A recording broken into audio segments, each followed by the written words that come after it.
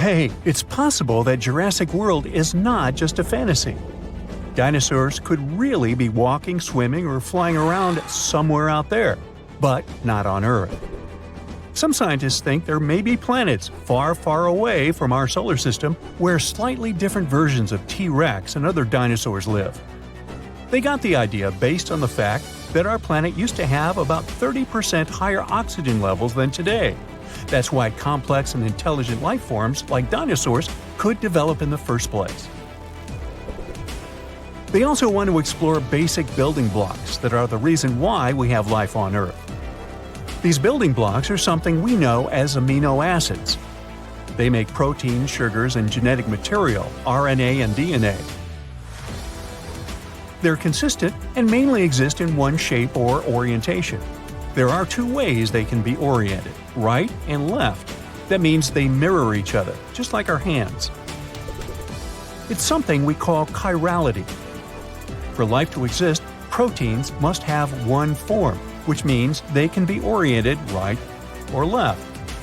On our home planet, almost all living things, from the smallest bugs to whales and elephants, have amino acids with a left-handed orientation. We're not exactly sure why things are set that way, but there's a theory that's because of meteorites that crash-landed on Earth 4 billion years ago. They brought specific kinds of amino acids and some other organic materials to our planet, and somehow set the pattern we have today. Maybe we could use special telescopes we created to search planets, especially those where conditions are similar to how they used to be on Earth back in time when dinosaurs existed. In that case, it would be better to watch them from a safe distance, because, considering what they might look like, researchers say it might be a safer choice. That's a cool idea, but it's still very tricky. The history of life on our planet, especially that of dinosaurs, involved many catastrophic events and mass extinctions. There's always more room for new theories about dinosaurs. One of them says oil comes from dinosaurs. Interesting, but not true. Oil formed from the remains of sea animals and plants from millions of years ago. This was way before dinosaurs appeared.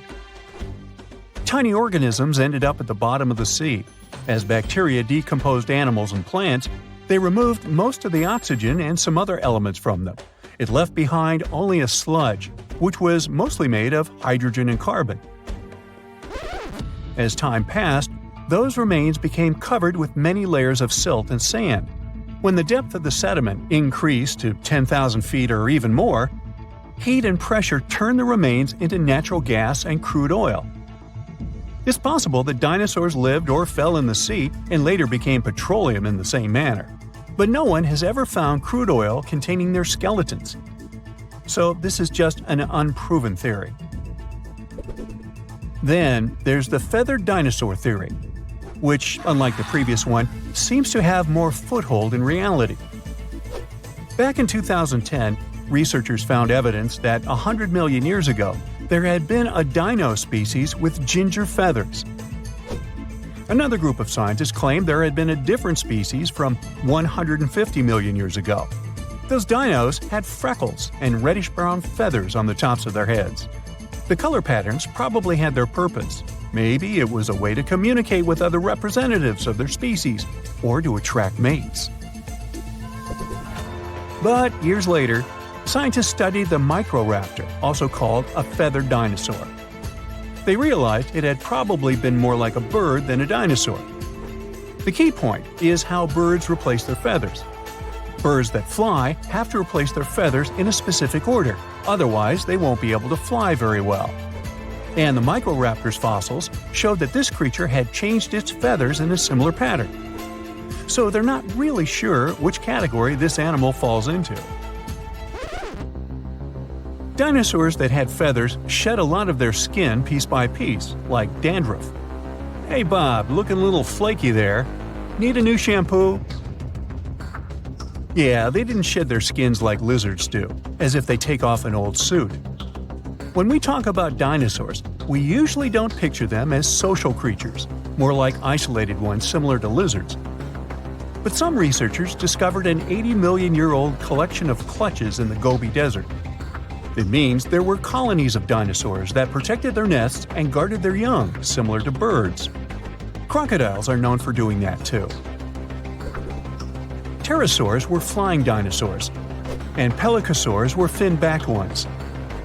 Some studies have shown that these two species used their exaggerated head crests and sails or fins to get to their potential partners.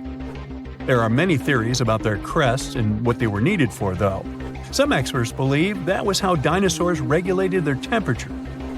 Others think they needed a crest to steer through the air. It's hard to say anything for sure since their fossils are rare and they don't have living descendants. But the most likely option is that the crest had the same purpose as a peacock's tail and was used for selecting mates. The bigger the crest, the more chances a pterosaur had to get a partner. You know theropods, those scary meat-eating predators that are shown in most dinosaur movies? Well, they might have enjoyed eating plants way more than tearing flesh. Not all of them, but it's possible that many of them weren't as fierce as we might think. Those big scary ones, like T-Rex, could be exceptions rather than the rule. The thing is, movies show these creatures to be way faster than they probably were in reality. They could probably run just a little bit more quickly than the average human runner. Scientists study the diet of coelurosaurs. Those seem to be the closest relative to birds. It was hard to figure it out because some of the dinos from this group had peg-like teeth, or in some cases, no teeth at all. To understand what they ate, researchers had to look for direct evidence and check if there was anything in their stomachs. And after they discovered certain things, including a beak with no teeth, they realized these fellas had followed a vegetarian diet most of the time. Even some famous ones, such as velociraptors, could be just innocent plant eaters and not terrifying beasts from Jurassic Park and our childhood nightmares. Over 10 years ago, scientists found fossils of a small dinosaur. It was a creature as big as a parrot with long legs. It came from a family with some of the most famous predators we know about, such as T-Rex and Velociraptor. Most dinosaurs that lived on land had 5 fingers, but later some of them ended up with fewer fingers. This new one they discovered was special because instead of having 3 fingers, which was more common for its family, it had just 1 finger with a sharp curved nail at the end of each front limb. This creature probably used this 1 finger to dig into insects' nests to feast. Even though we know all about the asteroid that wiped out dinosaurs, some have other theories. One paleontologist even had an idea that dinosaurs had possibly reached their end because they had been eating one another. This especially worked for ancestors of fierce, scary predators such as the Tyrannosaurus rex. It's possible they ate so many eggs of other dinosaurs that many species just went extinct. Once they started eating the eggs of very big dinos that we know as sauropods, it's possible they started getting bigger too. And no dinosaur mother could stop them from eating her eggs because she couldn't be around all the time. There were other big predatory animals that ate eggs, even early mammals. But in any case, later research showed dinosaurs couldn't have eaten enough eggs to have caused mass extinction. And that's all I have to say about that. We're traveling through space at the speed of light. The route from Earth to the Sun at that speed will take only 8 minutes, but it would take us about 35 years to reach our destination, which is, by the way, still very fast. By comparison, a conventional rocket would take about 600,000 years to make the journey. And here we are. It's a star system suspiciously very similar to our own. And our scientists suspect that life could exist here, just like on Earth. A red dwarf, 30% the size and weight of the Sun, lies at the heart of this star system. But these are the planets orbiting the star that interest us most. The first of these is L9859b. Its size is somewhere between Earth and Mars, but it's very light. It's only half the mass of Venus. But life is impossible on this rocky planet. It's too close to the star, and it's so hot, you'd burn a cake if you tried baking it on its surface. It's about 100 degrees higher than the maximum of your oven. The planet makes a complete circle around its host star in just 2 days, compared to 365 for Earth. and it gets 22 times more energy than we get from the sun. So it's not only hot there, but there's a lot of dangerous radiation. The next planet is 2.8 million miles from its host star. That's 13 times closer than the distance from Mercury to the sun, and it makes a complete revolution around the star in 3.7 days. But what's interesting is that the planet is 30% bigger than the Earth and twice as heavy. So it belongs to the class of super-Earth planets. Such planets can be rich in water ice, methane, and hydrogen. These are some of the elements that are necessary for life's existence. Many scientists believe that it's on such planets that extraterrestrial civilizations can live. But because of the great weight of the planet, it has a strong gravitational force.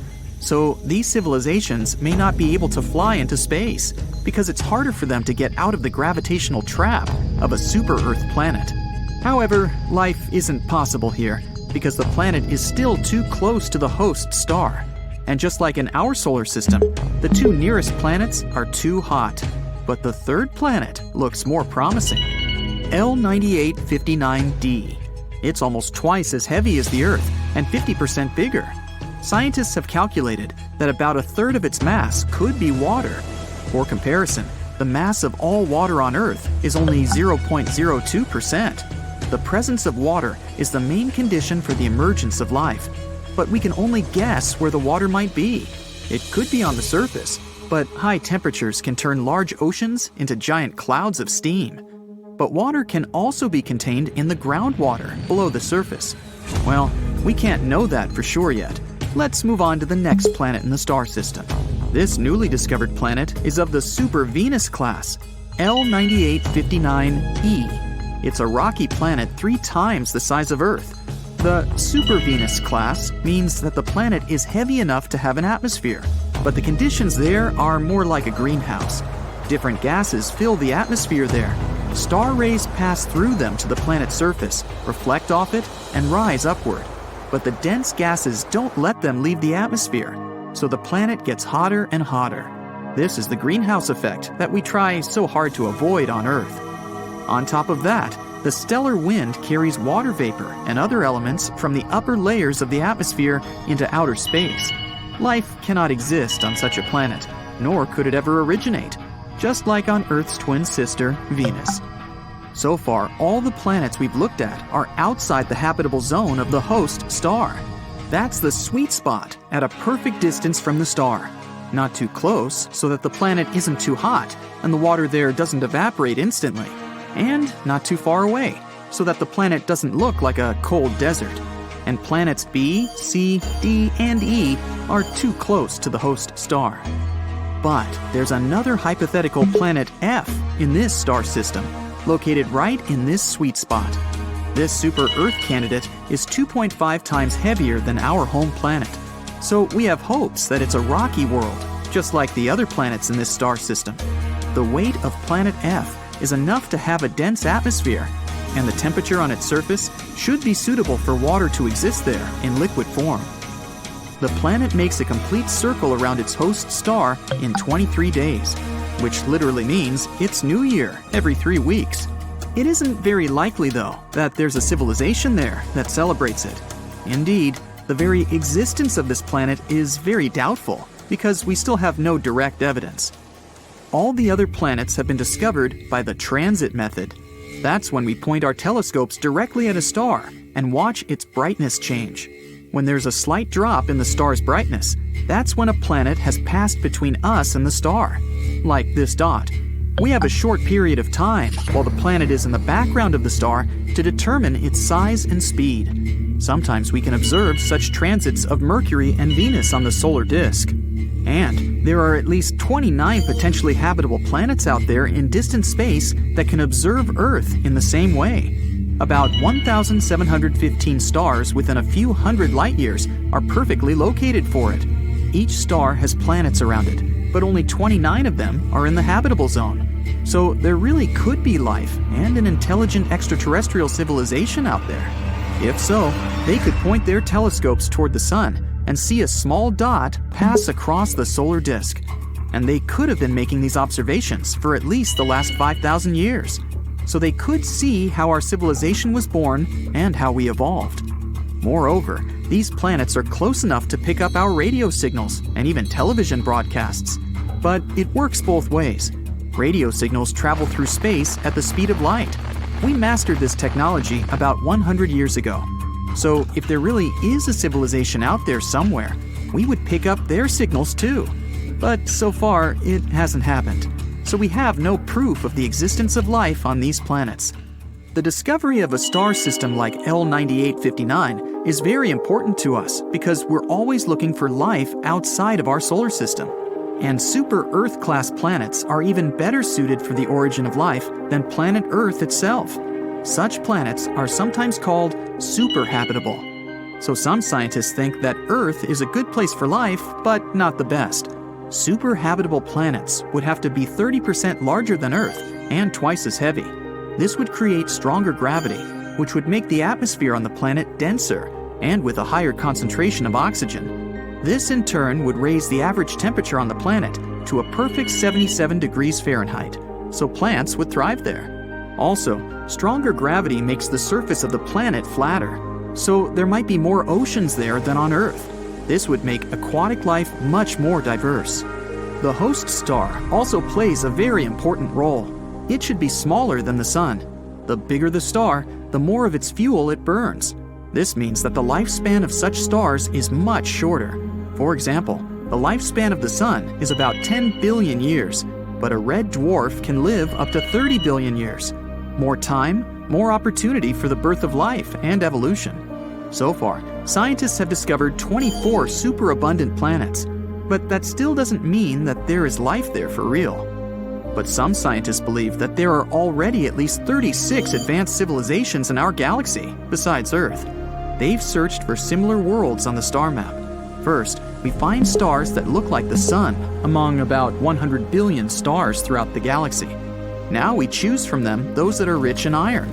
Such stars burn at the perfect temperature and help the planets around them gain an iron core and become Earth-like.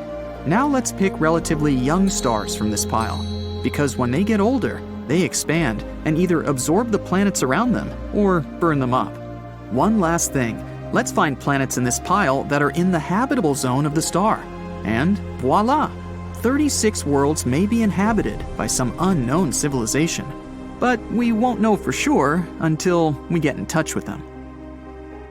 There's a strange noise coming through the speaker. Two astronauts are stuck in space right now. It all started when they heard this creepy, pulsing sound coming from inside their spacecraft. A noise that shouldn't even be possible in the vacuum of space. The situation got so strange that their return trip from the International Space Station was canceled. What was supposed to be just a few days in space has turned into 9 months of a real nightmare.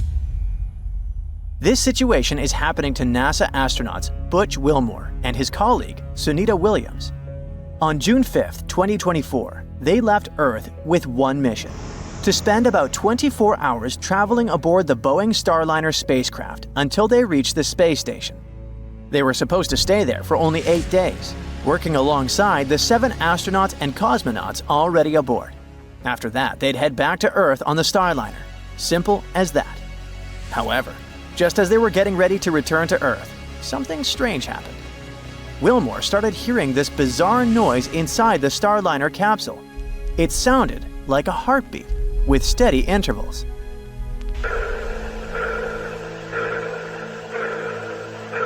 The creepiest part is that space is supposed to be totally silent, since there's no medium for sound to travel through. There are no atoms or molecules to carry a sound wave, so there's no sound or echo. And no one can hear you scream. It is just total silence. So there's no way those weird sounds could be coming from outside the spaceship. The situation got pretty concerning, as the noise just wouldn't stop. On top of that, the astronauts couldn't figure out where it was coming from. I mean, they knew it was coming from a speaker inside the capsule, but they had no clue what was causing it. So, they decided to ask the experts at the Johnson Space Center in Houston for help. Before we continue, it's important to know that odd sounds in spaceships aren't uncommon.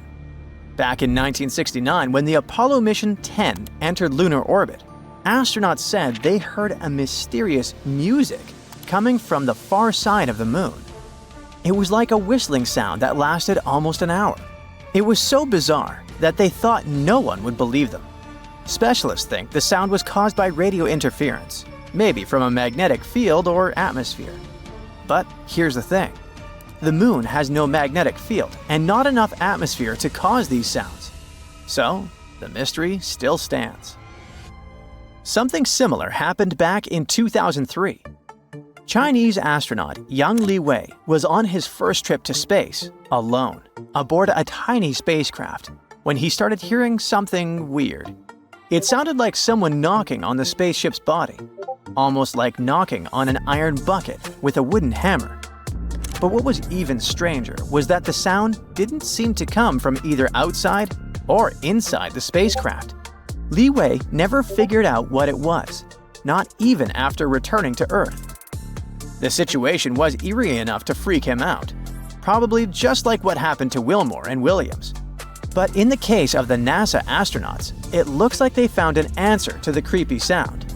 According to the team at Mission Control, the sound was probably just a technical issue.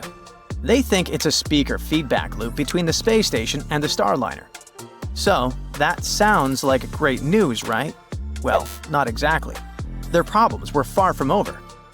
The audio issue was definitely a concern for the team at the Johnson Space Center, but honestly, there were a lot of other technical issues going on with their spaceship. Even before the launch, experts noticed a small but persistent helium leak. This could be a big problem because this gas powers the thrusters, which control the spacecraft's orientation, speed, and trajectory. But in this case, the specialists thought, nah, it'll be fine. The leak was at an acceptable level and posed little risk to the mission's success, so they decided to go ahead with the launch. But then, things got worse. Once the astronauts were in space, specialists noticed another helium leak, then another, and another. In the end, they found 5 leaks, which had the mission managers pretty worried. So they urgently contacted Wilmore and Williams. The astronauts were about to go to sleep when they got the order to shut down 2 valves on the spacecraft. That way, it would be safe again and still have plenty of helium left to get them home. And when they thought it was all over, turns out it wasn't. The Starliner also had issues with the thruster control system. The capsule had 28 small thrusters, and 5 of them had technical problems at some point during their trip. 4 of the thrusters were fixed pretty quickly, but one of them never worked again. So first, there were the helium leaks. Then the thrusters weren't working properly. And now, there's this weird pulsing sound coming from inside the spacecraft. It seems like the problems with the Starliner just kept piling up. Suddenly, it became way too risky to bring the astronauts home. That's why NASA decided to cancel their return trip. Actually, they delayed it, extending their 8-day stay on the space station to 9 months. So far, they're expected to come back to Earth in March 2025. But it's hard to say for sure, since this date has already been pushed back before. What we know for sure is that both astronauts are stuck in space right now, waiting for the NASA SpaceX Dragon spacecraft to bring them back to Earth. Until then, they're sharing their floating home, which is about the size of a 6-bedroom house with 7 other people. Being stuck in an orbiting laboratory and unable to get home is definitely a desperate and suffocating situation for most of us. But it looks like they're handling it pretty well. Both of them had already done 2 long-duration stays in orbit before, so despite their families, both astronauts are used to it. And they said they're grateful for the extra time in space. Before the mission began, NASA also made sure they understood all the risks of the flight, including the chance they might have to stay at the station longer than planned. That's why both Wilmore and Williams fully supported the new date for their return to Earth. And they've been keeping their minds pretty busy up there, doing a lot of scientific work. One thing they're really focused on is looking after the plant facility at the space station. Their team is testing different techniques to see how they could help crops grow outside Earth. Figuring out how plants grow in space and making sure they get the right amount of water and nutrients is really important, especially as space travels keep going farther and farther beyond the moon. A lot of people are concerned about their safety and health, but there's no need to worry. They're completely fine. Stays on the space station usually last about 6 months or more. Also, the place is well stocked with everything the crew needs, including food, water, clothes, and oxygen. NASA and its partners often send missions with extra supplies to make sure everyone feels safe and taken care of. If Wilmore and Williams feel homesick and have some free time, they can always email, call, or video chat with their family and friends. The Boeing Starliner spacecraft returned to Earth on September 2024, but it came back empty, without Wilmore and Williams on board. It traveled in autonomous mode after undocking from the space station.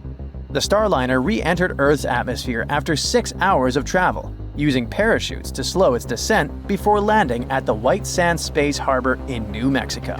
The landing was a success, but NASA specialists wish it could have gone as originally planned. I mean, with Williams and Wilmore on board. Now, all we can do is hope they have a safe trip home.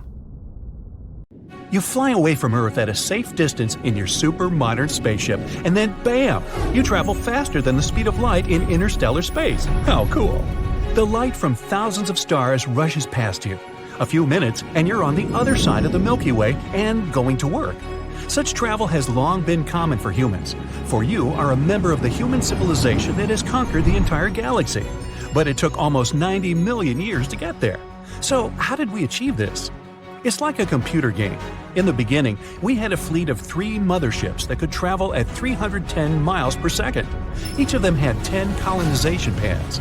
The ship could undock a pad and drop it on the desired planet. We also had 2 speed ships that traveled twice as fast but could only colonize 1 planet.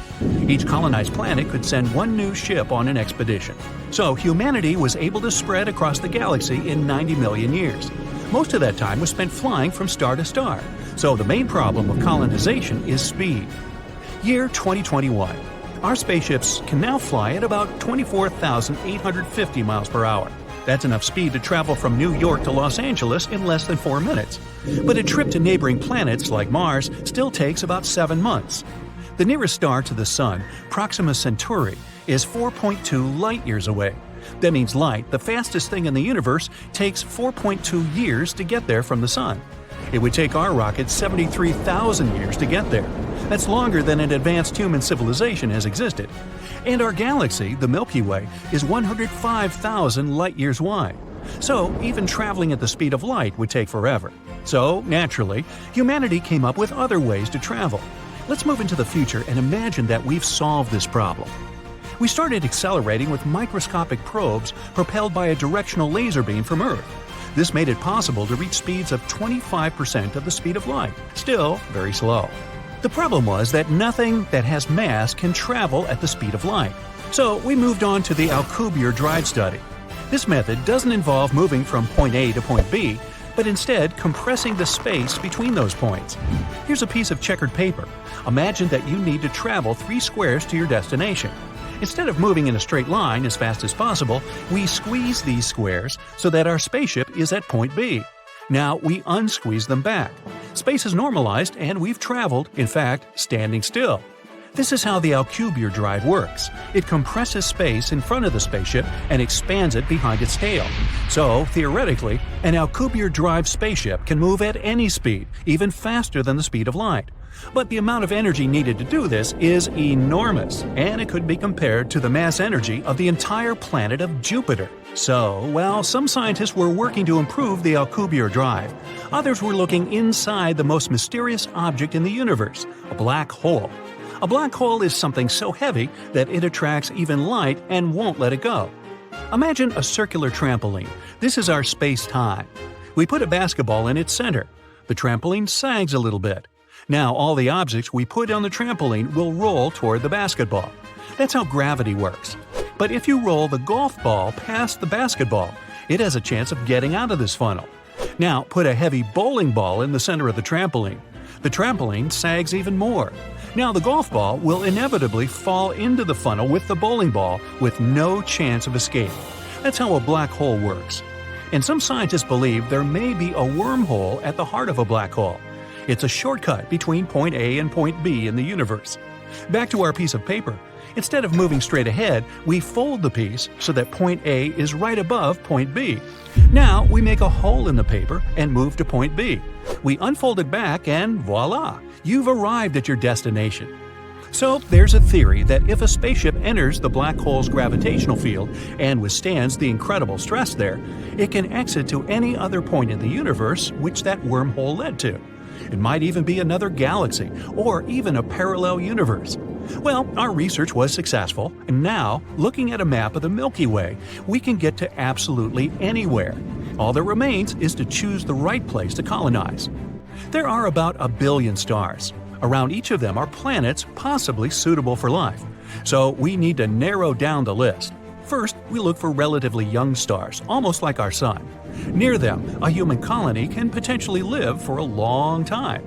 After that, when a star gets old, it begins to expand and turn red. In the last stages of its life, it can absorb all the planets around it and then explode with such force that the light from the explosion can be seen dozens of light years away. Secondly, the candidate for a human colony must be in the habitable zone of the star. It's a sweet spot, not too far away from and not too close to the star, so that it's not too cold or too hot there. In other words, water on the planet must exist in liquid form. Also, the candidate planet must have a solid surface so that we can live on it. Another important factor is the size of the planet. If it's too big, its gravitational force will press on us. It'll be harder for us to jump, walk, and lift weights on this planet because we're used to the Earth's gravity. But if the planet is too small, we'll feel like real strongmen there. We'll be able to jump high and lift large weights. But then our muscles will lose tone and our health will deteriorate. So, we're looking for a planet about the size of Earth.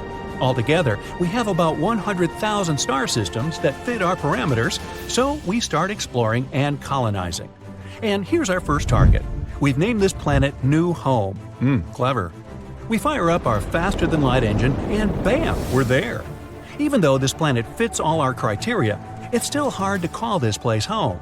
Desert landscapes with lots of craters and canyons. We'll have to work hard to make this place look like Earth. The terraforming phase of the planet is about to begin. That means we're going to change the climate and the atmosphere here. We need about 78% nitrogen and 21% oxygen so we can breathe here without spacesuits. So we're launching air plants. Other plants will produce water. We're also building power plants and a plant to produce fuel for our spacecraft. Last but not least, food extraction. Once everything is ready, the colony here can exist on its own. And after several centuries, this planet will be developed and populated enough to send an expedition to colonize neighboring worlds. So, for many millions of years, humanity has been weaving its web in the Milky Way. From one planet to another, we've colonized our galaxy. Humanity is now not only multiplanetary, but also interstellar. The next goal is to make us an intergalactic species. Here's our Milky Way. Zoom out. This is the local group of galaxies. Each one contains millions of stars, candidates for colonization. We have to travel 5 million light-years to get there. Zoom out again. Virgo supercluster. There are about 100 clusters of galaxies similar to our own. Zoom out again. Billion light-years from our home. Neighboring superclusters. Now, each galaxy looks like a little dot, and there are thousands and millions of them. Zoom out even more. 14 billion light-years from Earth. This is our observable universe. There are about 2 trillion galaxies. Even at 1,000 times the speed of light, it would take us billions of years to colonize even 1% of the stars here. But it's not over yet. There's a cold spot on the map of the observable universe. Some scientists think it's a scar from a collision of our universe with a neighboring one.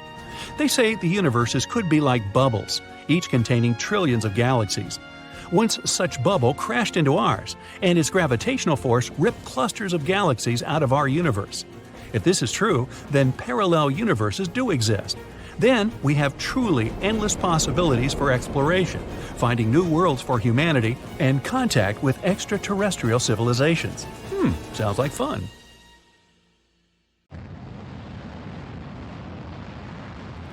NASA sent a spacecraft right into the Sun. It's the fastest human-made object ever. and could cover the distance from Philadelphia to Washington, D.C. in just 1 second. The Parker Solar Probe's mission is to study our star's dangerous behavior. Scientists warn that massive solar storms are inevitable, and the consequences could be catastrophic for our planet. The spacecraft got 7 times closer to the Sun than any other probe ever did. It managed to do so during its 20-second flyby to the star since its launch in 2018. Because our star is so massive, its gravity is really strong, like a giant magnet. As the probe flies around the Sun, it uses gravity to go faster and faster and eventually picks up that crazy speed. As it got closer and closer to the Sun's corona, which is its outer atmosphere, the probe had to survive temperatures of 2,552 degrees Fahrenheit. That's hot enough to melt many metals. It was protected from that heat and radiation by a 4.5-inch thick carbon shield. It kept the tools inside the probe safe and running at around room temperature. The scientists went to all this effort because they're hoping to solve a big mystery about the Sun that's been puzzling them for ages. The surface of our main star is already super hot, but as you move closer out to the corona, the temperature shoots up to millions of degrees. And it doesn't make any sense because it's farther away from the Sun. So maybe we could finally get some answers about this heat phenomenon. The mission is also going to help us understand something called solar wind. The Sun is constantly shooting out tiny bits of energy and charged particles into space, like a never-ending breeze of electricity. When this solar wind hits Earth, it can create amazing light shows in the sky called auroras. The more active the Sun is, the farther south you can see auroras. Our star follows natural cycles that last about 11 years. The activity goes from low to high and back down to low. Right now, we're in the solar maximum, the peak of the activity cycle. That's why we've spotted beautiful auroras in the most unexpected places in 2024. The downside to it is that the Sun's activity can send out bursts of energy and charged particles that can mess up things like radios, satellites, and even GPS. It can be dangerous, especially for astronauts out in space who aren't as protected as we are here on Earth. Humans wouldn't feel the compression of the planet's electromagnetic field because of all the extra radiation, but power grids are really sensitive to it. If we don't act fast, when it happens, the influx of energy will go into power transformers all over the world, disrupt them, and leave big areas without electricity. If this happens during a hurricane or a tornado, when communication is already super important, it could make it much harder for emergency services to communicate and save lives. That's why it's so important to learn to predict this space weather. It's tricky because, unlike most disasters, like earthquakes, floods, and volcanoes, it doesn't leave behind any kind of physical evidence. The only big solar storms we really know about happened in 1859 and 1921. The first one, called the Carrington event, was so wild that it made sparks fly from telegraph wires. The auroras were seen all the way near the equator. Scientists back then were using a special kind of paper that reacted to light to record solar activity. During the Carrington event, the reading from the Sun went off the page, literally. Whatever was happening, it was so extreme that we still don't fully understand it. Then, there was the New York Railroad Storm of 1921. It was powerful enough to knock out telegraph systems across the US, Europe, and the Southern Hemisphere. The storm boosted radio transmissions for a bit, making them travel farther than usual. But back then, there weren't nearly as many radios, so it wasn't super helpful. The bigger problem was the electrical grid in the US, which was heavily damaged. Back in 1859 and 1921, people weren't as dependent on tech as we are now. If a storm like that hits today, the consequences could be way more catastrophic. Scientists from New Zealand who study space weather are working on simulations trying to prevent disasters from happening. They say one of the possible options to do it is to study other suns like ours elsewhere in space. If we get data from thousands of stars, not just one, the picture for analysis would be more complete. So far, scientists have launched or plan to launch several other missions in addition to the Parker Solar Probe. Meanwhile, NASA is working on another mission, launching Endurance, robotic moon machinery on steroids. Its main mission will be to collect samples from key lunar locations that will later be retrieved by astronauts from the Artemis program. These samples are spread across the largest impact basin on the Moon, separated by hundreds of miles. To do it, Endurance will have to be way more advanced than Perseverance, NASA's current most cutting-edge rover. Endurance will drive roughly 100 times further, drive 10 times faster, and collect roughly 200 times more sample mass. Endurance would also be the first planetary rover to drive at night. And because it will be on the far side of the Moon with limited communication to Earth and surface data, it will have to drive autonomously between sample locks and make its own decisions in tough conditions. When it reaches its destination, it's going to switch to a more classic way of doing things. Scientists back on Earth will get involved directly, guiding the rover to explore the sites and collect samples. The teams on Earth will also keep an eye on how the rover is doing by monitoring its telemetry, which is the data it sends back, like its health stats. If they spot any signs that a part is wearing out or something isn't working quite right, they'll tweak the plan to keep things running smoothly. All this will cost huge amounts of money, probably way more than the Viper moon mission that was cancelled after NASA had spent around $450 million on it. While Endurance is in the planning stage, the Blue Ghost lunar lander is already on its way to the Moon. Its main mission is research. It will spend 25 days in Earth's orbit, taking measurements and waiting for the right time to fling itself to the Moon. After 4 days in transit, Blue Ghost will hang out in lunar orbit for another 16 days to collect more data. Then it will descend to one of the largest basins on the Moon and spend 1 lunar day there. It will measure subsurface thermal data, radiation levels, and other important data. At the end of its mission, Blue Ghost will take some final pictures of the lunar sunset. It isn't designed to return back to our planet, so when the night falls, it will do some final work and go offline for good. NASA chose the team of University of Florida aerospace engineers to work on another innovative space project. It will cost $12 million, and its goal will be to improve the way we track changes in tectonic plates and oceans on Earth from space. It will use state-of-the-art sensors that will measure even the tiniest gravitational changes. The data it gets will help scientists monitor droughts, assess groundwater reserves, and better understand changes in sea levels. They expect to launch it around 2027 aboard a SpaceX Falcon 9 rocket. For decades now, scientists have been discovering new planets outside our solar system. By 2023, we've found more than 5,000 of them, and many of these exoplanets could potentially even have life. Now, if you're ready for a wild ride through space, let's find out what potentially habitable planets we've discovered in the last few years. LP890-9b and LP890-9c. Buckle up because we're heading to LP890-9, a red dwarf star located a whopping 105 light-years away from Earth. This star is quite cool compared to our Sun, in terms of temperature, of course. It has a temperature of about 4,700 degrees Fahrenheit. Now, this little guy may be small, but it's packed with surprises. For example, 2 exoplanets orbiting around it. Moreover, both of these planets are likely terrestrial, meaning they are rocky, just like Earth. First up, we have LP90-9b, which was discovered in 2022 using the TESS telescope and later confirmed by the Speculoos telescope. This planet is a super-Earth, weighing in at about 13 times the mass of our own planet. It's also slightly bigger than Earth, with a radius about 1.3 times larger.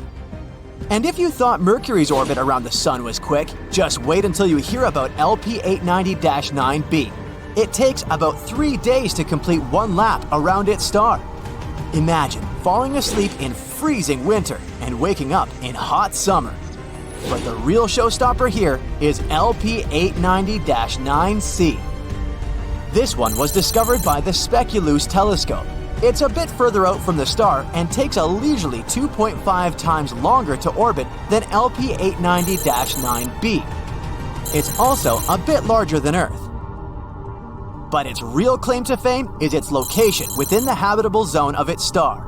That means it could potentially have liquid water on its surface and a climate suitable for life.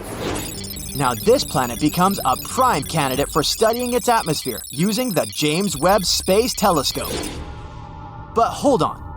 It's not all sunshine and rainbows for LP890-9C.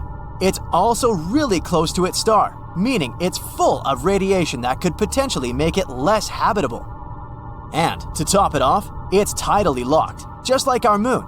That means one side of the planet is always facing the star and is incredibly hot, while the other is always in the dark and really cold. Scientific models suggest that this planet could be more like Venus in terms of its atmosphere and climate. And Venus isn't known for being human-friendly. But despite these challenges, LP890-9C is still a fascinating exoplanet worth studying further. Who knows what secrets it may hold? Let's move on to the next candidates. GJ1002b and GJ1002c. An international team of scientists, led by researchers at the Instituto de Astrofísica de Canarias, has found two Earth-like planets just 16 light-years away from our solar system. They both orbit a red dwarf star called GJ1002. Our Sun is a yellow dwarf, which means that GJ1002 is much cooler and fainter than our own Sun. But that's okay. Both planets are very close to its star, so it shouldn't be too cold or dark on them. These planets, called GJ1002b and GJ1002c, are both in the habitability zone of their star, meaning they could potentially support life. Also, both of them have masses similar to that of Earth. GJ1002b is the inner planet and takes about 10 days to orbit its star, while GJ1002c takes a little over 21 days.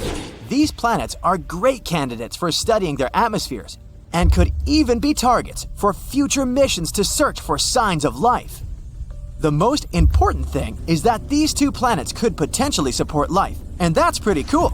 Plus, the fact that they're located so close to us means that we might be able to visit them someday. Well, maybe not us personally, but And maybe one day, we'll even find some extraterrestrial life on one of these planets. Now that would be out of this world. But moving on to the next one. Kepler 1649c. Kepler 1649c, also known as the Lost Exoplanet, was rediscovered in 2022 by scientists using data from NASA's Kepler spacecraft.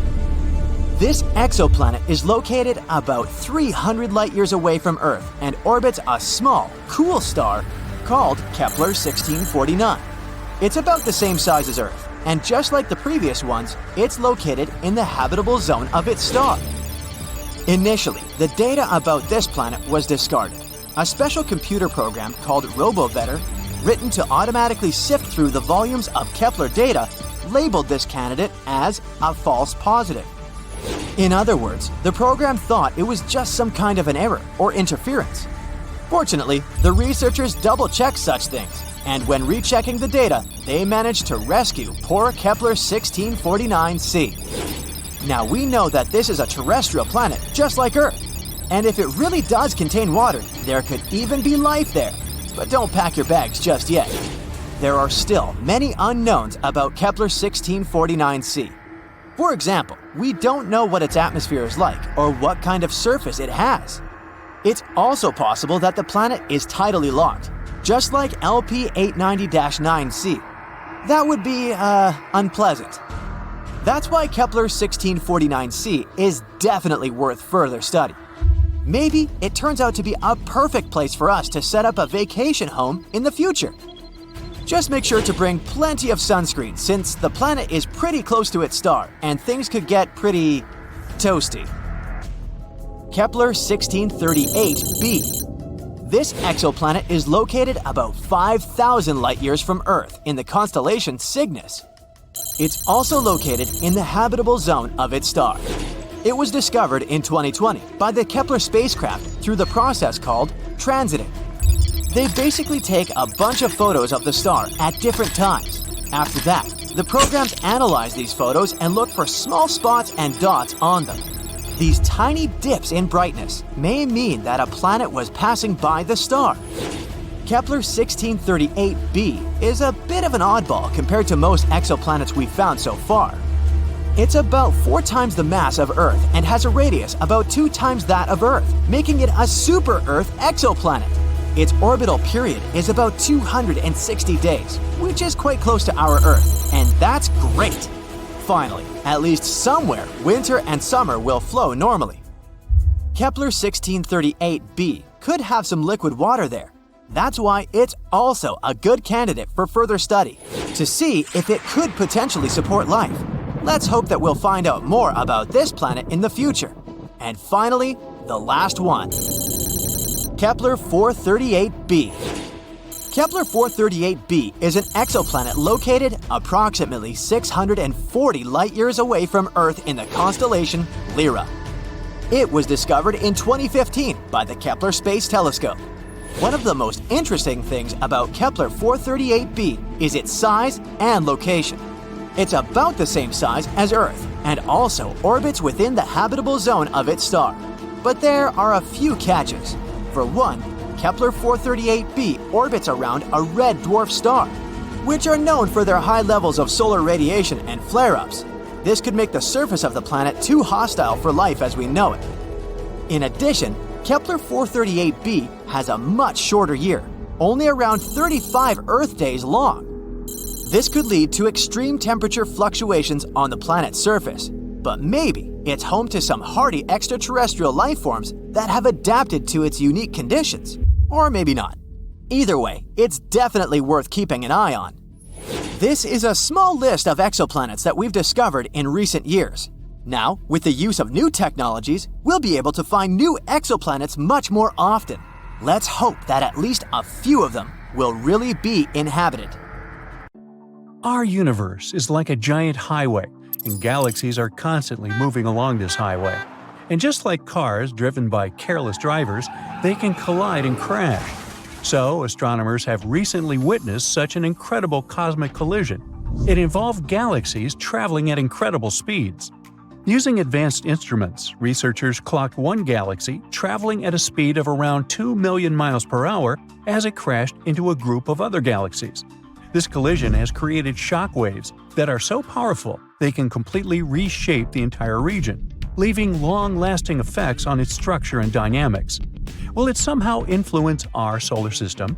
Before we find out, let's learn more about the region where this collision occurred. Actually, this collision is still happening in Stephan's quintet. That's a fascinating cluster of galaxies that has been the subject of study for scientists for over a century. It's a group of 5 galaxies located in the constellation Pegasus.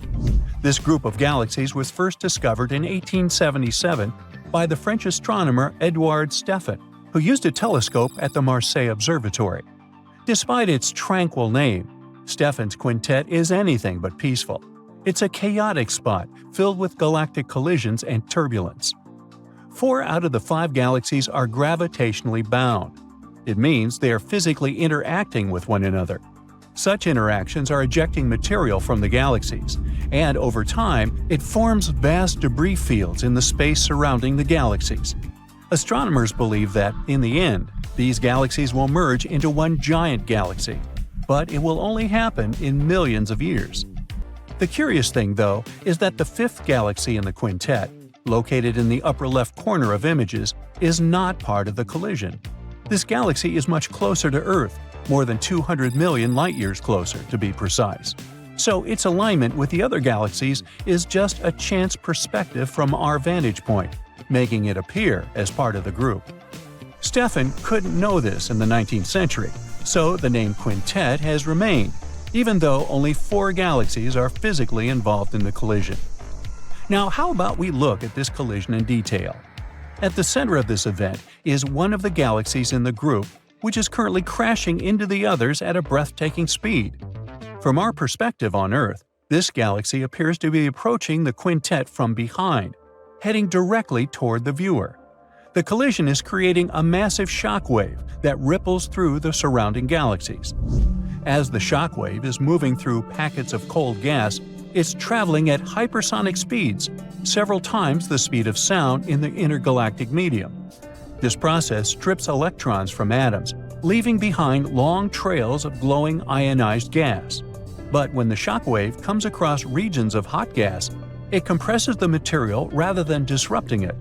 This compression produces radio waves, which can be detected by radio telescopes. While reshaping the structure of the intergalactic medium in Stephan's quintet, this shockwave also influences the future evolution of the galaxies involved. Now, how did scientists even manage to spot such a dramatic space event? All thanks to innovative technologies. The most important participant was WEAVE, a cutting-edge spectrograph that's installed on the William Herschel telescope in La Palma, Spain. This tool specializes in gathering spectroscopic data, which is the information about how matter absorbs or sends out light and radiation. It allows astronomers to examine the movement and composition of space objects with great precision. Besides WEAVE, researchers have used data received from a few other large observatories. One of those was LOFAR, Low Frequency Array. It's a radio telescope with an antenna network observing the radio waves the weaker shock wave produced while compressing hot gas.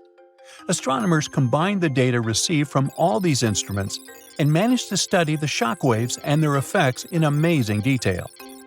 This collision in Stephan's quintet gives us a fantastic opportunity to find out more about the interactions between galaxies, which can influence the evolution of the universe. You see, when galaxies crash into each other, their gas and dust gets redistributed, and it can trigger the formation of new stars and even cause central supermassive black holes to grow. And if we talk about Stephan's quintet, the ongoing collision in this area helps us get additional information about the behavior of gas under extreme conditions. Now, at the same time, galactic collisions aren't as rare as you might think. They're common on a cosmic scale, and in the early universe, collisions occurred even more frequently because galaxies were located much closer together. With time, such interactions have played a key role in shaping the universe.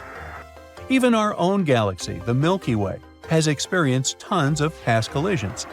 We can see the evidence of such destructive interactions in the form of debris streams and disrupted star clusters within the galaxy.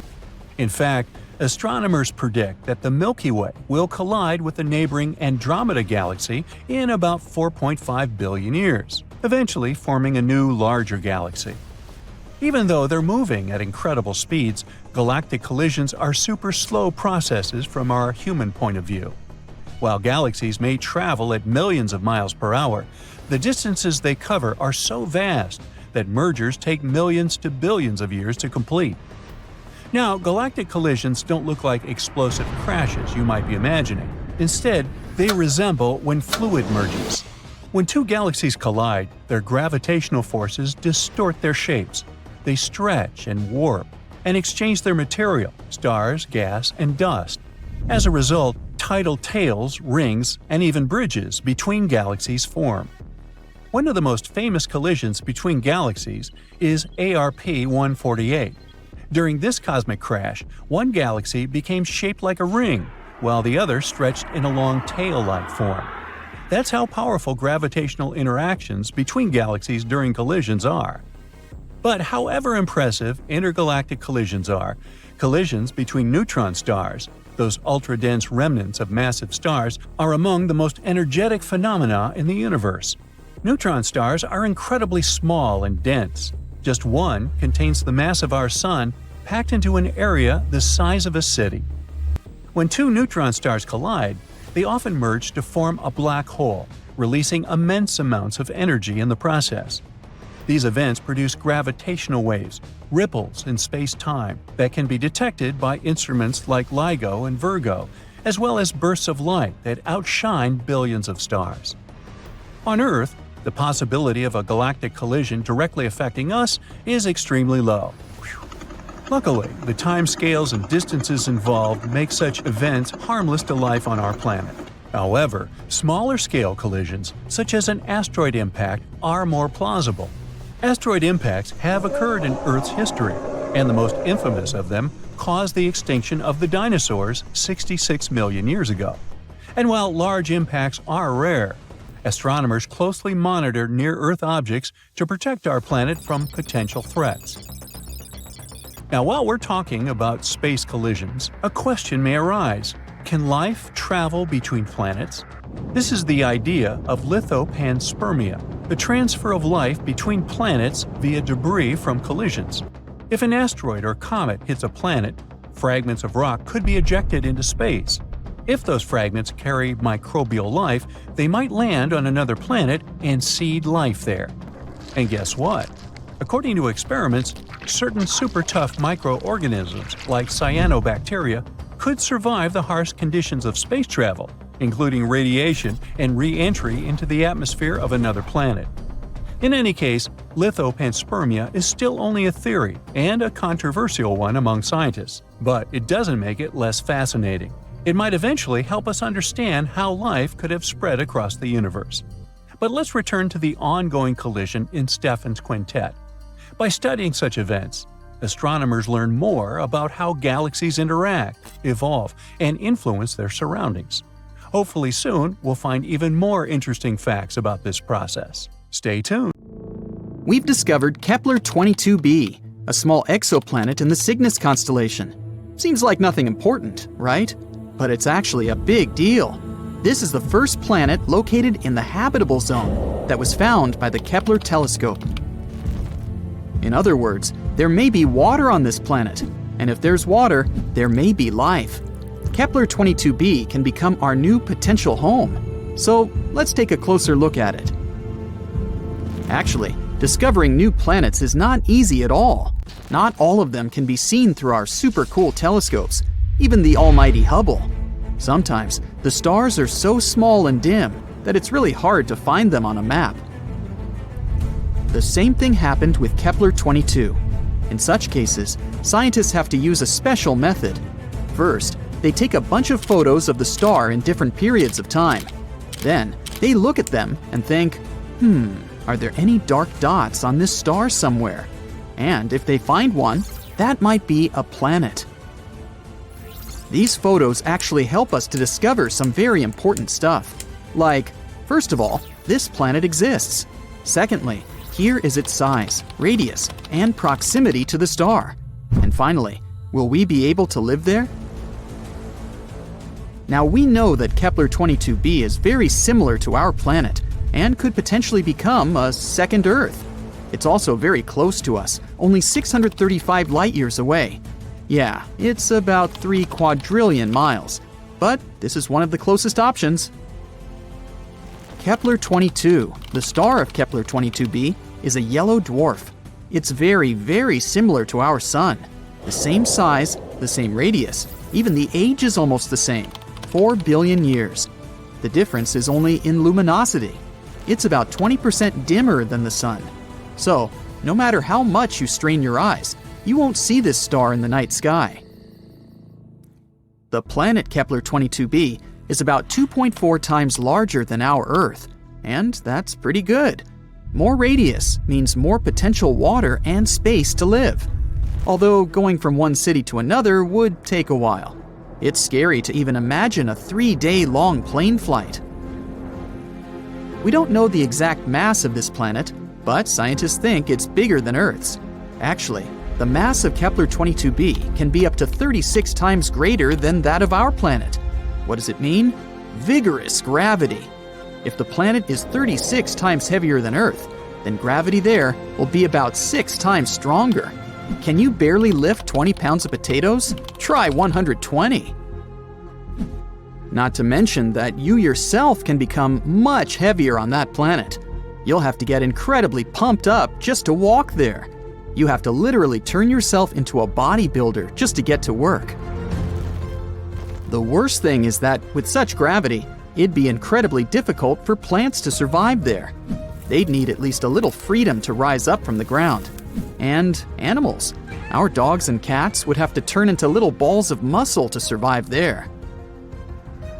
But if this planet has its own animals or other inhabitants, we can roughly imagine what they may look like. They probably have a lot of legs to make moving easier. They aren't really tall, but they're very massive and extremely strong. Muscular giant spiders? Could be worse, I guess. The good news is that this is all unconfirmed information. If we're very lucky, and gravity there turns out to be just a bit stronger than Earth's, then, of course, it'll be much easier to live there. The next thing we know about Kepler 22b is that it's about 15% closer to its star than we are to the Sun. If Kepler 22b existed in our solar system, it would be located somewhere between Earth and Venus. Does that mean we're all going to burn? No, silly. As I mentioned before, the star Kepler 22 is pretty cold, just some 10,000 degrees Fahrenheit. And that's why we can assume that the temperatures on Kepler 22b will be about the same as we have on Earth. If the planet orbits its star the same way Earth orbits the Sun, which we don't actually know, Kepler 22b can rotate around its star on its side, like, for example, Uranus. What? Didn't you know Uranus is actually lying on its side? Also, look at its rings. Yes, Uranus also has rings, like Saturn, but they're vertical. The universe is truly a mysterious place. So, if Kepler 22b is really something like that, then the weather on the planet will be, to put it mildly, not very good. Incredibly cold winters will be regularly followed by hot summers. And, just like with tidally locked planets, we'd be able to live more or less comfortably only on the narrow piece of land between these two crazy sides. Let's hope that this is not the case and the planet rotates normally. But it's not all that bad. Studies show that there may be an ocean on Kepler 22b. You already know that water means life, but in this case, it's also a big plus because a planet covered by an ocean always has more stable temperatures. The water absorbs some of the heat and distributes it evenly across the planet. The hot parts cool down, and the icy ones warm up. By the way, that's exactly what happened to Earth billions of years ago. When our planet started getting its first little puddles, our beloved moon helped these puddles to spread all over the planet. Thanks to this, a burning horror that used to be our Earth turned into a cute little ball full of life. So, if Kepler 22b has water but no atmosphere, scientists think that the average temperature there could be around 12 degrees Fahrenheit. But if there's also an Earth-like atmosphere, then the temperature can reach 72 degrees Fahrenheit. That would be nice. And finally, 1 year there is equal to 290 Earth days, about 9 months. The planet has no natural satellites, so unfortunately, we'd have to say goodbye to a beautiful view of the moon. On the bright side, we'd probably be able to see the sun as a distant little star. We could admire it in the night sky, remembering our home, while not hiding from giant spiders. And this is all that we know at the moment. Unfortunately, it's quite difficult to explore such planets, so there's a lot of very important data that we don't know. For example, what kind of planet is this anyway? Yep, we're missing the most important information about Kepler 22b. We don't know if it's a rocky planet or not. And if not, then all the previously mentioned information means nothing. It may turn out to be a gas planet, or a planet covered with gas but with a solid core, like Neptune, or a water world covered with a giant ocean. In this case, it better be a water planet. Then at least we could build some kind of underwater city there. We could filter the water and eat fish, until we evolve into an amphibious species. Does it even count as evolution if we go back to our roots? Scientists, however, think that Kepler 22b may turn out to be a Neptune-like planet. Some astronomers have even assigned the planet to a category of mini-Neptunes.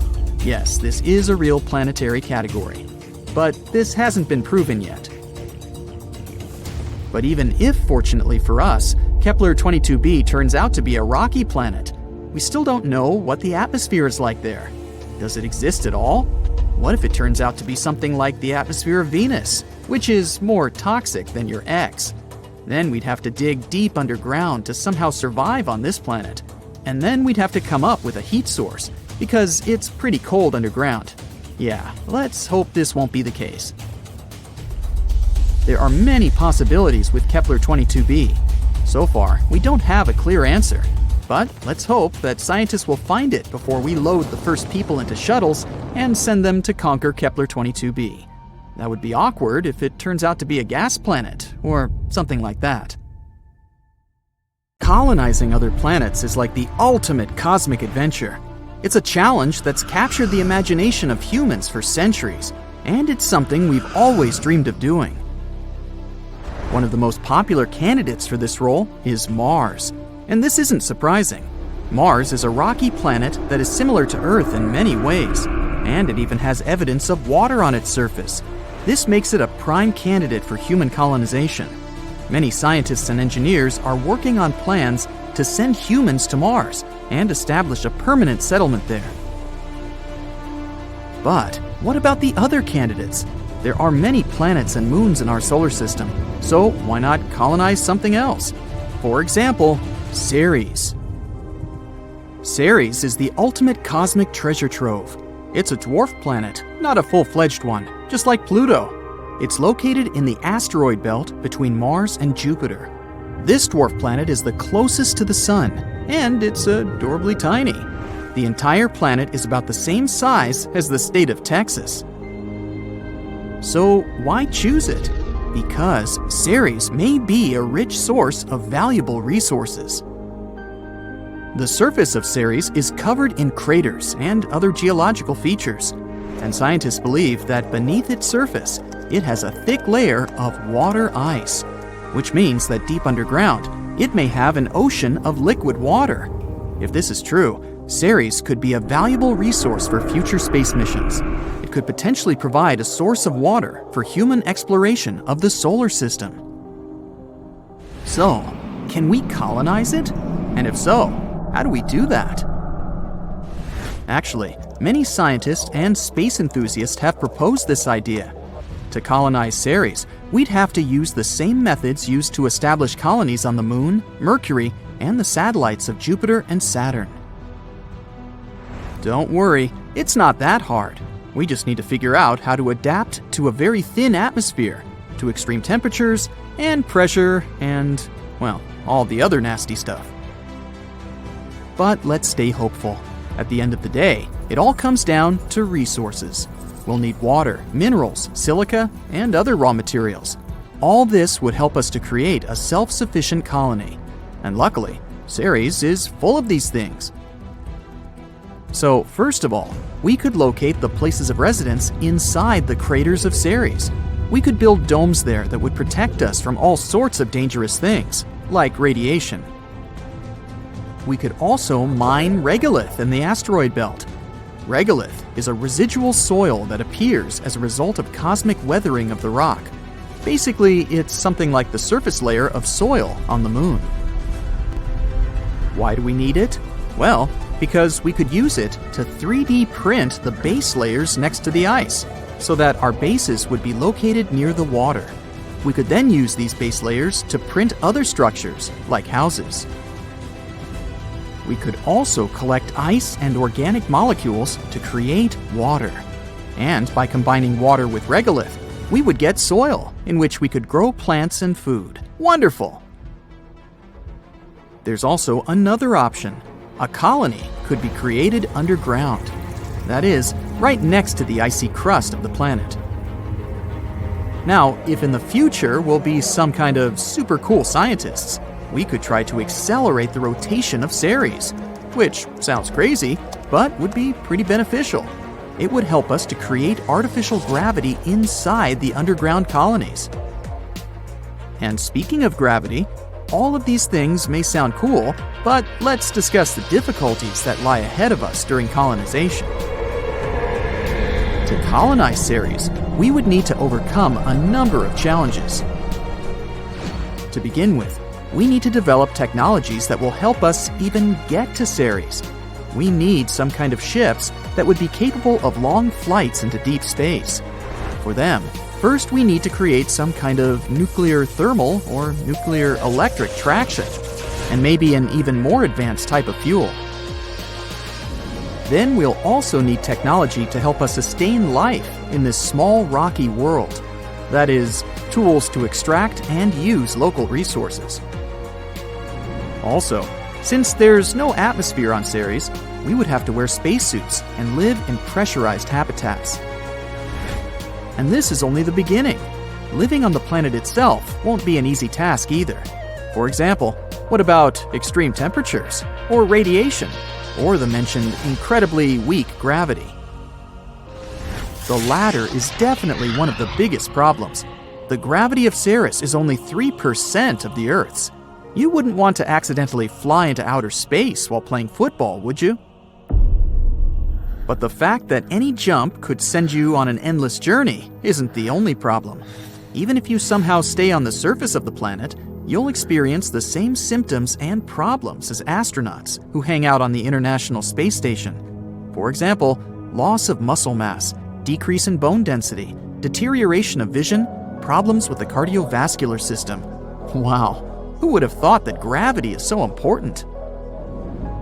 So therefore, if we wanted to survive on Ceres, we would need either a bunch of doctors or some kind of artificial gravity. And don't even get me started on how low gravity will slow down production and work. And of course, we can't go anywhere without discussing money. Colonizing Ceres would cost us a huge expense, especially taking into account all of the above. And yet, despite all these things, Ceres still stays one of the best candidates for colonization. For example, Ceres contains lots of methane and ammonia. They can be used as a manufactured fuel or a nitrogenous gas. Or you can just mine it there in order to colonize Mars and Venus. Even low gravity has its advantages. Thanks to it, it will be very easy to launch spacecraft from Ceres. We'll waste much less fuel, which means that transportation from Ceres to other planets would be much cheaper and more efficient. So, even if Ceres doesn't become our permanent residence, it can become a good transport hub, something like a spaceport. We could use it as a base for mining all sorts of useful things from the asteroid belt. Then, we could transport all these resources back to Mars or Earth. And it can also become a refueling station for ships traveling further beyond the solar system. Sounds cool and pretty sci-fi-ish, doesn't it? But it seems that any attempts to create a permanent base in the asteroid belt will have to wait. Colonizing other planets is a difficult and complex task. It'll require the cooperation and expertise of many different people, and it will involve developing new technologies and overcoming many challenges.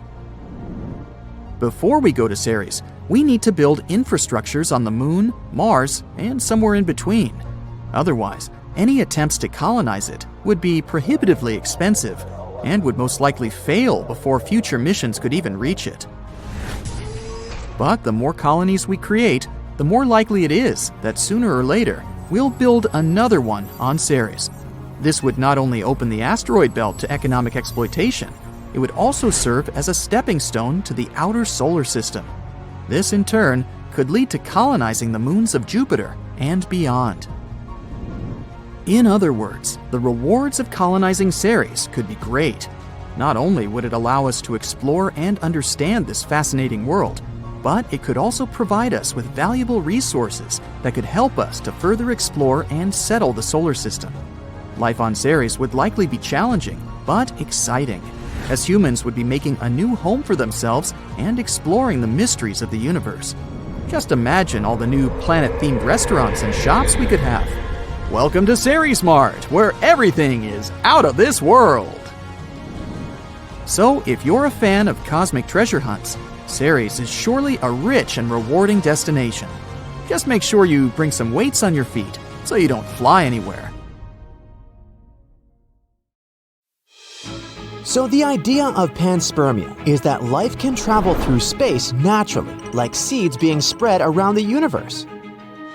It's been debated for ages, but we didn't have any proof until recently. Now, with new discoveries and research, we're taking it seriously. People used to think it was impossible for living things to survive being launched off one planet, traveling through space, and land on another planet. But turns out microorganisms can handle it.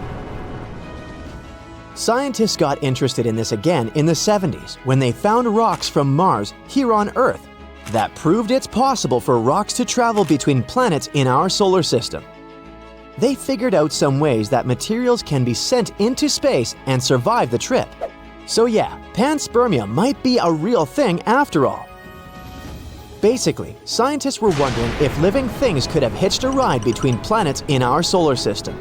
But for that to happen, microorganisms would need to survive being launched off of one planet, flying through space, and then landing on another planet. So, scientists have done a bunch of experiments trying to simulate all those crazy conditions. They found that spores can survive each stress individually, and even combined stresses can be simulated in the lab. For instance, microbes could totally survive the trip from Mars to Earth or any other habitable planet in our solar system. And get this, it's not just Mars and Earth that could be swapping germs. There are all these cool moons around Jupiter and Saturn that might be habitable too, like Io, Europa, Ganymede, Callisto, Titan, and Enceladus. Plus, microbes can survive in space for years with just a little UV protection. Like they could be space superheroes with a dash of sunscreen. And if they're shielded by 6.5 feet of meteorite, they could live for 25 million years up there. That's longer than most marriages last. But wait, it gets crazier. Scientists found microbes on Earth that were brought back to life after 250 million years. That's like finding a fossil and then it jumps up and says, "Surprise!" All these discoveries have changed the game when it comes to finding life on other planets. We used to think life could only exist on cushy Earth-like planets. But now we know that extreme environments are fair game. And with our improved knowledge of these environments, we've been able to develop astrobiology, which is all about studying the origin, evolution, and distribution of life in the universe. Mars is one of the most promising places to look for life. We've found evidence that it used to have an environment similar to Earth, which means life could have flourished there. And get this, scientists found trace amounts of methane in the Martian atmosphere that could be produced by living organisms. Plus, they recently discovered subsurface liquid water lakes on Mars. So, maybe there are some Martian microbes chilling down there. Europa is another exciting prospect. It has a subsurface ocean that could support life similar to Earth's deep ocean hydrothermal vents or the Antarctic lake Vostok. And Enceladus has hydrothermal vents on its subsea floor and high-speed jets of water vapor and organic-rich particles gushing out from its southern region. So who knows what kind of alien creatures are lurking out there? Bottom line, space is wild and full of surprises. Who knows what kind of crazy stuff we'll find next? Yeah, that long explanation was all about panspermia. But that's definitely not the only theory about the origins of life in space. There's just panspermia theory, but there's also directed panspermia. This theory is a bit crazy though. It suggests that life on Earth was deliberately seeded by an advanced extraterrestrial civilization. This idea is based on the assumption that life is rare in the universe and that it's unlikely to have originated on its own on Earth. Directed panspermia is basically the idea that dudes from other planets intentionally sent life to Earth. I'm not kidding you. Some people think that extraterrestrial beings might have purposely sent microorganisms or even whole organisms to our planet to kickstart life here. The idea is that those dudes might have wanted to spread life throughout the universe, and Earth was just one of their stops. It's kind of like intergalactic gardening. They planted the seeds of life and let it grow. Now, this theory might sound a little out there, but some scientists actually take it seriously. They argue that it's possible that life on Earth is too complex to have just randomly formed on its own, and that an outside force had to have played a role. I personally prefer classic panspermia theory over this one. There's another theory called chemical evolution, and it suggests that life on Earth originated from simple organic molecules that formed spontaneously in the early Earth's atmosphere or in space. These molecules then combined and evolved into more complex structures, eventually leading to the formation of living organisms. The conditions on early Earth were different from what we see today. The atmosphere was mostly composed of gases like methane, ammonia, and carbon dioxide, and there was no oxygen. These conditions were conducive to the formation of organic molecules. One of the most famous experiments that supported the chemical evolution theory was the Miller-Urey experiment in 1952. In this experiment, Stanley Miller and Harold Urey simulated the early Earth's atmosphere in a laboratory and produced amino acids, which are the building blocks of proteins. This experiment demonstrated that organic molecules could be formed from simple inorganic compounds under conditions similar to those found on early Earth. Over time, these simple organic molecules combined and evolved into more complex structures, eventually leading to the formation of living organisms. This process is believed to have taken millions of years and involved many intermediate steps. While chemical evolution is still a theory, and there are still many questions to be answered about the origins of life, it provides a plausible explanation for how life could have arisen from non-living matter. Hey, ready for the next theory? Meet hydrothermal vent theory. This one suggests that life on Earth originated near hydrothermal vents on the ocean floor. These vents provide a unique environment where chemicals and minerals mix with hot water, creating conditions that could have supported the formation of organic molecules and the evolution of life. This theory is another idea about how life could have started on Earth. Basically, it suggests that deep under the ocean, there are these hot vents where water, heated by the Earth's core, comes out. These vents are full of minerals and chemicals that could have provided the perfect conditions for life to begin. Scientists think that the first living organisms could have started around these vents, using chemicals and minerals to create energy. Over time, these organisms evolved and spread out into other parts of the ocean. The hydrothermal vent theory is still being studied and debated, but it's an exciting idea that could help us understand how life began on our planet. The last, but not the least, RNA world hypothesis. This theory suggests that RNA, aka ribonucleic acid, was the first self-replicating molecule that led to the evolution of life on Earth. RNA is capable of both storing genetic information and catalyzing chemical reactions, making it a possible precursor to DNA and proteins. Basically, the name of this hypothesis is a fancy way of saying that life on Earth might have started with a molecule called RNA. RNA is like a cousin to DNA, which is what makes up our genes. Scientists think that RNA might have been the first molecule that could make copies of itself, which is a key part of how life works. The idea is that in the early days of Earth, there were all these chemicals and stuff floating around, and somehow these chemicals combined to make RNA. Then, because RNA could make copies of itself, it started to spread and evolve into more complex forms of life. It's still just a theory, but it's a pretty cool one. And who knows, maybe we'll find out one day that it's how we all got here. Under your feet, the moon is pulsing. You feel danger with every pore of your body. The lifeless satellite, or so you thought, stays still for a second before knocking you down to the ground with a powerful tremor. Is it a moonquake? For years, scientists believed the moon was completely inactive, but the newest evidence seems to suggest that this idea is totally wrong. Researchers from the University of Maryland have recently discovered 266 mysterious ridges on the far side of the moon. And these ridges likely point to recent geological activity. So, are we really talking moonquakes? Well, kind of. The ridges are located in volcanic regions that formed 3.2 to 3.6 billion years ago. But they appear much younger than expected.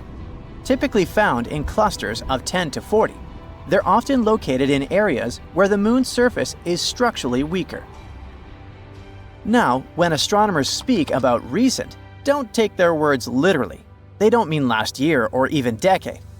Most models scientists created suggested that the moon's geological activity ended 2.5 to 3 billion years ago.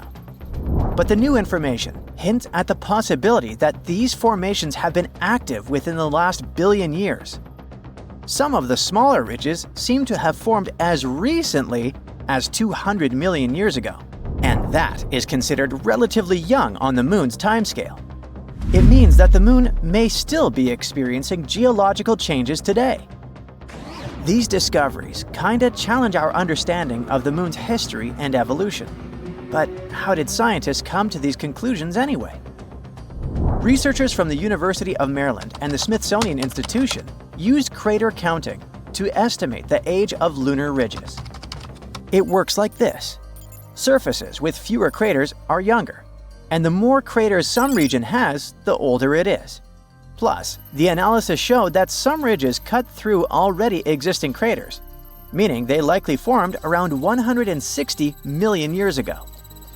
In geological terms, this is very recent, suggesting that these ridge-forming processes may still be happening. Another cool thing is that the ridges on both the near and far sides of the moon are similar, which means they may have formed through the same geological processes, having been shaped by the same forces. These forces might include the moon's gradual shrinking, thermal contraction, and shifts in its orbit. We'll talk about it a bit later.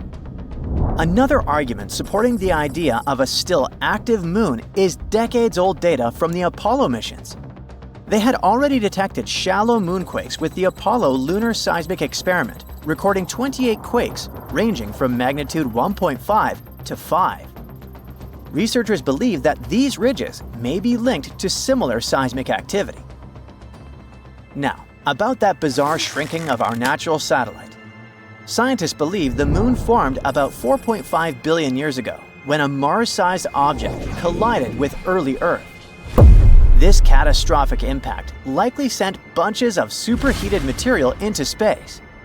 Eventually, they came together and formed the moon. In its early years, the moon was just a molten world, shaking from intense volcanic and seismic activity. So, the moon used to be a molten mess floating through space. But when did it actually solidify? Scientists have finally figured it out, 4.43 billion years ago. This was a huge turning point, not just for the moon, but for Earth too.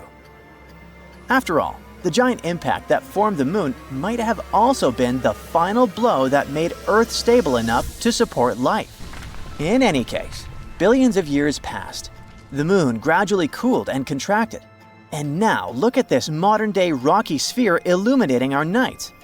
But the moon isn't completely rigid yet. It still keeps cooling. And this slow cooling of its core might be one possible reason for the moon's continued activity. As it cools, the moon's interior contracts, which leads to cracks and shifts in the crust. One of the clearest signs of this contraction is found in the lunar maria. See these large dark patches on the moon? Those are called maria, areas formed when lava filled ancient asteroid impact craters and then solidified. Then, over time, the cooling and contracting crust created these wrinkle ridges. Another factor of the ongoing geological activity could be the moon's gravitational interactions with Earth. Such non-stop powerful interactions likely create surface stress and trigger tectonic movements. It's all good and exciting, but can this activity on the moon actually affect humans? In a sense, it can. The moon has long been seen as a stable place for future bases and resource extraction. But the discovery of this ongoing geological activity is pretty worrying. If the surface is still shifting, future settlements, infrastructure, and mining operations could face serious risks. That's why, at the moment, we need seismometers and ground-penetrating radars to better understand these movements. It will allow us to assess potential dangers before any long-term missions begin. By the way, there's another potential problem future lunar missions might have to deal with, and it's moon dust, aka regolith. Apollo astronauts quickly learned that this jagged, sticky dust gets everywhere and can damage suits, equipment, and even health. A new study from Texas A&M engineers found another problem. When rockets land or take off, they kick up regolith, which can become a collision hazard, especially with many spacecraft bringing crews and cargo to the moon. Lunar regolith comes in all sizes, from tiny dust particles to large rocks. The main ingredient in moon dust is fine silicate materials, about 70 microns in size, like a human hair. They formed over billions of years as meteors and asteroids smashed into the moon's surface, grinding much of it into powder. Unlike Earth, the moon has almost no atmosphere. It's incredibly thin, so there's no wind or water to smooth out the dust. On top of that, constant exposure to solar wind has given the regolith an electrostatic charge, making it stick to anything it touches. Apollo astronauts quickly found this out the hard way. Moon dust clung to their suits, got trapped inside their landers, and stuck to everything.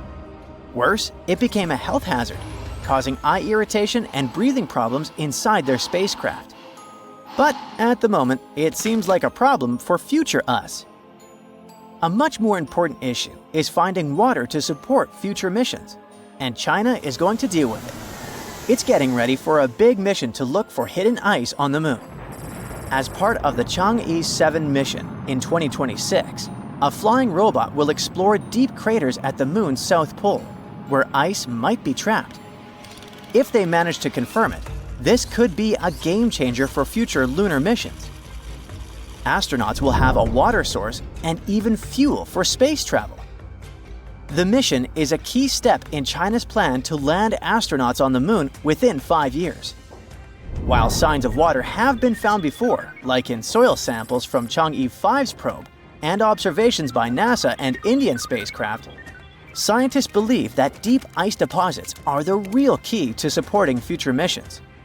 The south pole of the moon has some incredibly deep craters, and experts think ice could be hiding inside them. The flying robot will try to explore one or more of these craters after landing. If it does find the ice, it could make long-term moon missions much cheaper and more practical, helping astronauts live and work on the moon.